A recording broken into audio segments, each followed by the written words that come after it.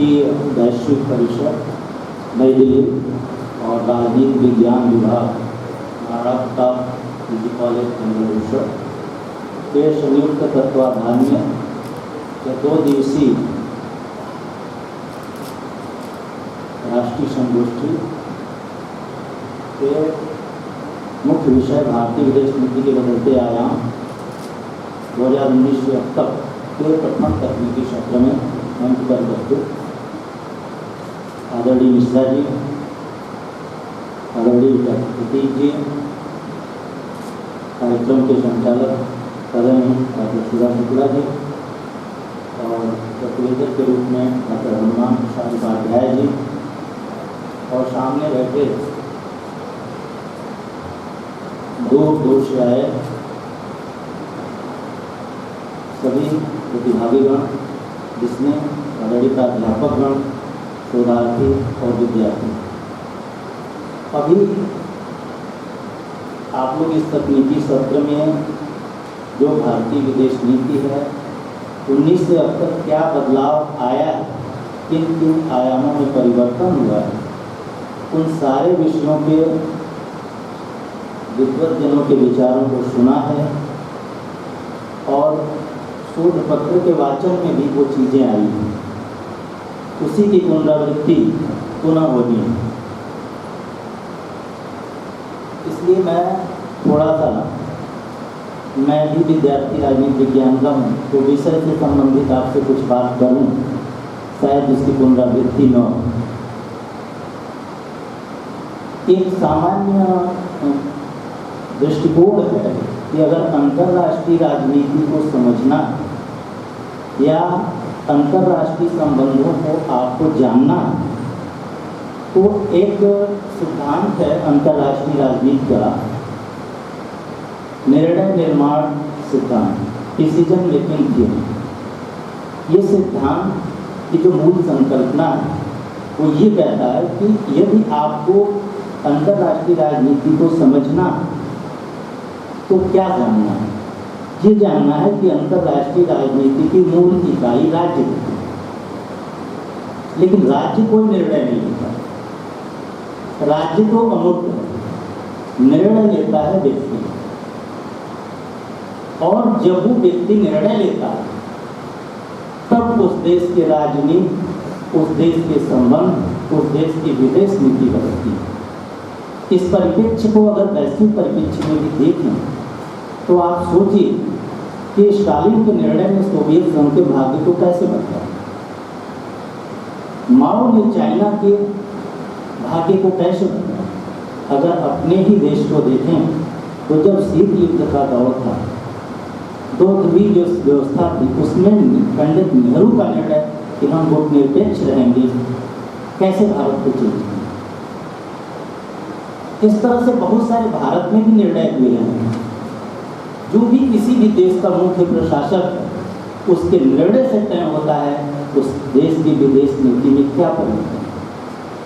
संभव है कि उस देश की आंतरिक और बाह्य परिस्थितियाँ उस निर्णय को प्रभावित करती हो सकता है किसी देश की आइडियोलॉजी हो, उसकी भौगोलिक स्थिति हो। अब जैसे भारत को ही हम देखें कि 98 के बाद 2014 तक जब गठबंधन की सरकारें हैं, अस्थिरता है राजनीतिक, तो निर्णय क्या होगा। लेकिन 2014 से जब बहुमत की सरकार है तो चीज़ें चेंज हो गई हैं। उसी का दूसरा कालखंड 19 से शुरू हो रहा है। तो जितने भी पक्ष हैं, जितने भी आयाम हैं, विदेश नीति कोई ऐसी चीज़ नहीं है।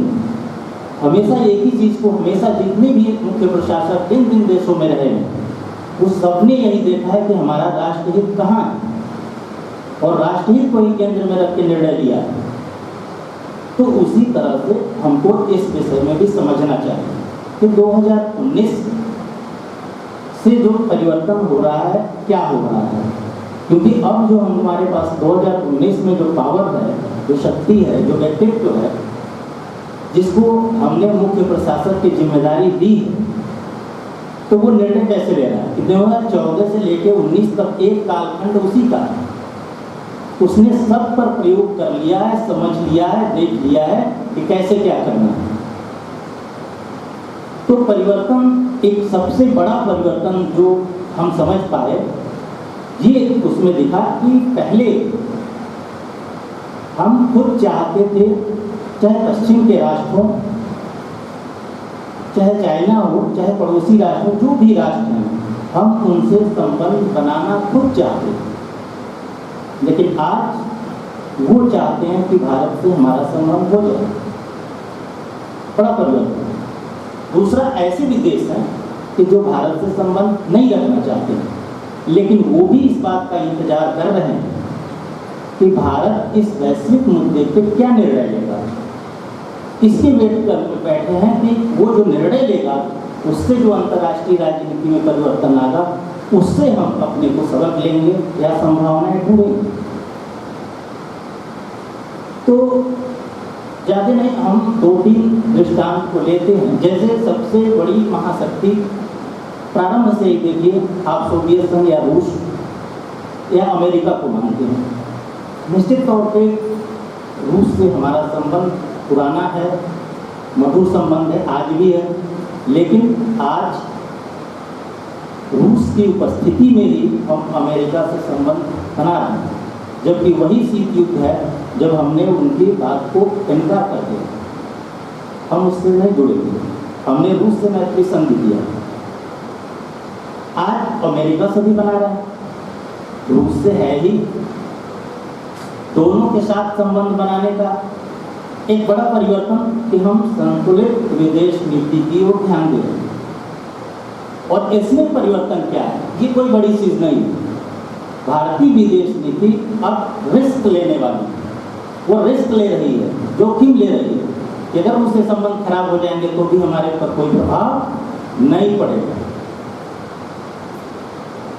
दूसरा पक्ष देखिए, ज्यादातर हम लोग आपस में जो भारतीय विदेश नीति है, पड़ोसी देशों में हम 2 देशों को सिर्फ देखते हैं, कश्मीर विवाद को लेकर के या सीमा विवाद को लेकर पाकिस्तान से, और दूसरा सीमाई विवाद को लेकर के चाइना से।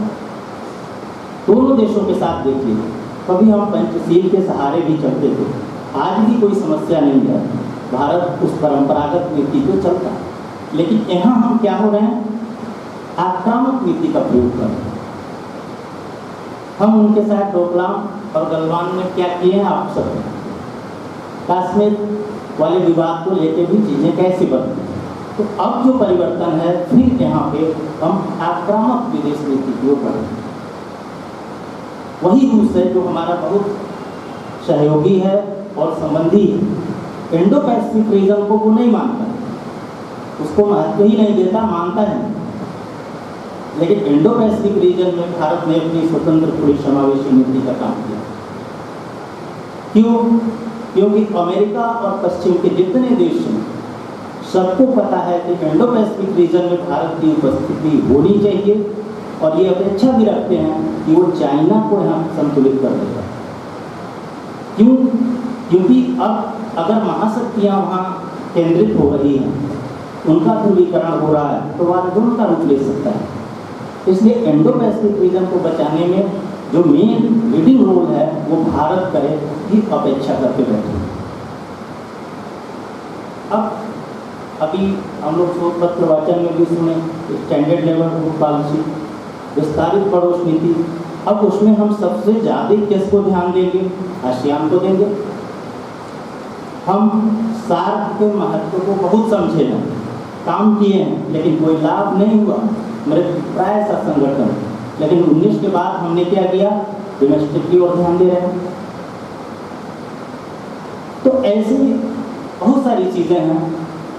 हम और चीज़ों में भी बदलाव किए हैं। जैसे अभी एक शोध पत्र वाचन में पहला ही जो था, तो मैंने कहा nation first. Nation first Bharat या राष्ट्रहित पहले था, अब नेशन फर्स्ट के नाम। लेकिन ये नेशन फर्स्ट की संकल्पना दूसरी। नेशन फर्स्ट की संकल्पना कोई नई नहीं। अधिनायकवादी शासनों में भी ऐसा देखा गया है कि राष्ट्र ही सब कुछ है, लेकिन ये वाला नहीं है, क्योंकि यहाँ व्यक्ति केंद्रित है, नागरिक केंद्रित है। प्रवासियों को हम जोड़ें, आओ फिर जड़ों से जुड़े। उनको भी हम ऐसा कर रहे हैं कि विदेश नीति के माध्यम से जोड़ रहे हैं। हम लोग भी इसे विचार किए। तो ये बहुत सारे आयाम हैं। G20 में आपने भूमिका देखा है, अब बहुत सारे छोटे देश जिससे मेरा कोई रिश्ता नहीं है, अभी आपने देखा कि टर्की के आपदा प्रबंधन में भारत मदद कर रहा है, खाड़ी देशों के संबंध मधुर कर रहे हैं।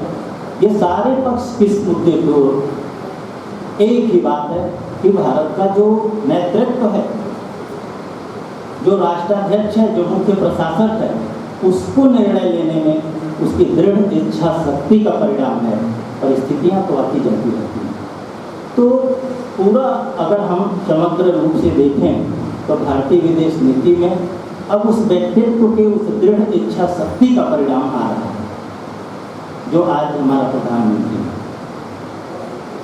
लोग वेट कर रहे हैं, अगर वो रूस में गया है तो यूक्रेन में जाएगा कि नहीं जाएगा, और जाएगा तो फिर क्या होगा, ऐसी विषयों की बातें हो रही हैं। तो इन सारे पक्षों को हम लोगों ने 19 के बाद एक स्टडी होनी चाहिए, और वो भी इस लेवल पे होनी चाहिए कि जो व्यक्तित्व है, जो डिसीजन लेने वाला है, वो कैसा कर रहा है।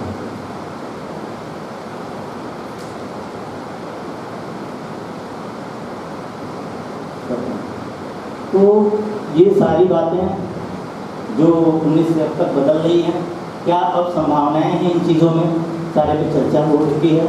मैं आप सभी लोगों को, जिन लोगों ने बड़े धैर्य से सुना इन चीज़ों को, मैं सबके प्रति आभार व्यक्त करता हूँ। Thank you.